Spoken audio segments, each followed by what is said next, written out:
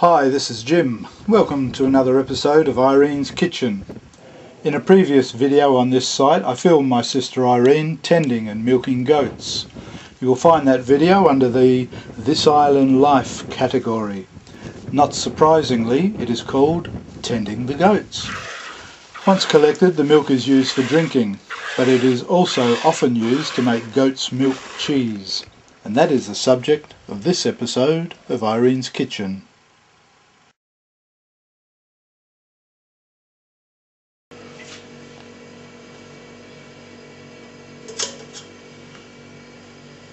So how much milk is there? Not a lot, is there? It's not a lot, but I put in yesterday's milk as well, last night's milk, and I make a lot. I mean, how much is that? About a litre plus. Not quite a litre and a half. Oh. Yeah, Kampos in it. To measure it one day. There, and we'll put in last night's milk as well, just to make a bigger batch. That's been strained. Okay. So now what we've got to do is just heat it up a little bit, because it's got the cold milk in it, and it has to be like lukewarm before you set it. So all you've done is warmed it up, really? I warmed it up in there. You can just sort of test it like that. It's just nicely lukewarm. And then you have this powder, which Mary calls rennet. And you put about this much in. That's plenty for it. And just put a little bit like that and dissolve it.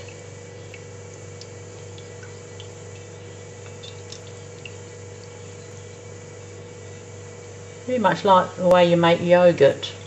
The same heat, the same temperature. Just like that.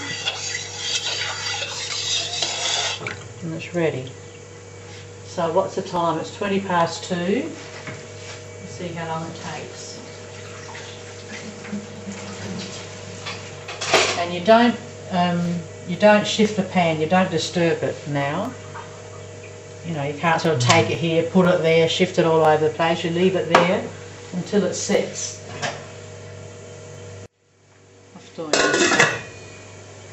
That's that.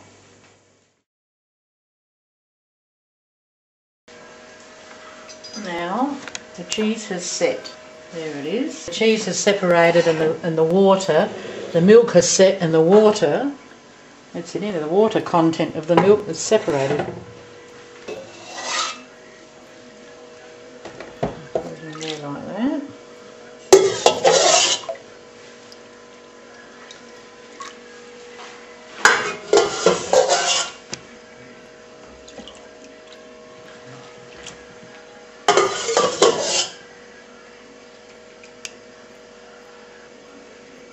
You don't just tip it in there? Well, I can now. If you tip it for the beginning, it might, you know, spill over.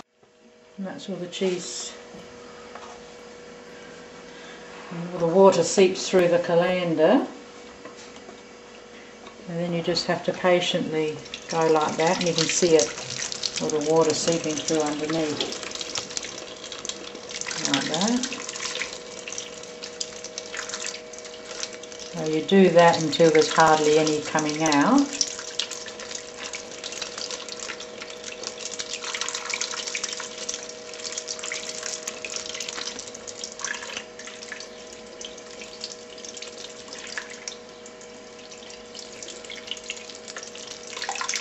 Because you could hang it up like that if you wanted to, but you know, and it would sort of drip through anyway, but it's better to drain as much as you can, because then it sets a lot quicker.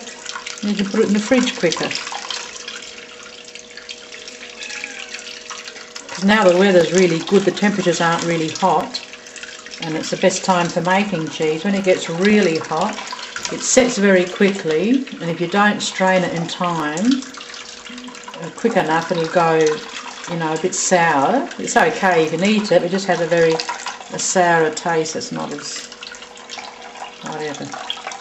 Or if you leave it hanging too long in the heat, again it sort of goes a bit not nice. So it's all about temperature really, and doing it on time, I'd say. There's your ball of cheese.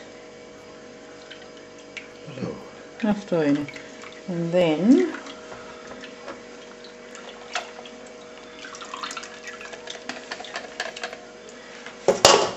just a little bit of coarse salt like that. The salt also helps the water, you know, drain sort of quicker. So then all you got to do is go like that.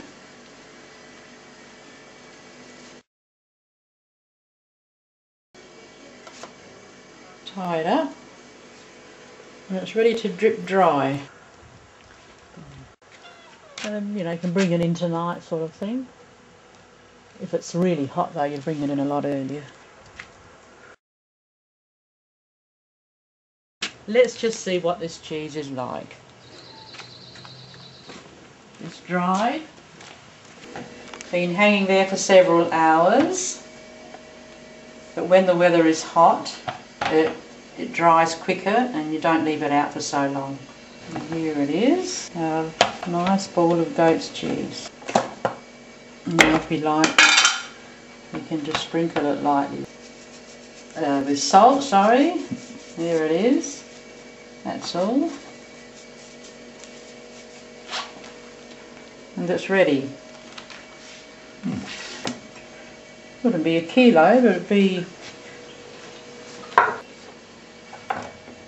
well, there you go, it's 600 grams. Now all we need to do is cut it, nice texture, and taste it. Very nice. Not salty, just got a nice texture, everything, very nice. Lovely. Cosma says it's Greece's mozzarella, the Icarian goat's cheese.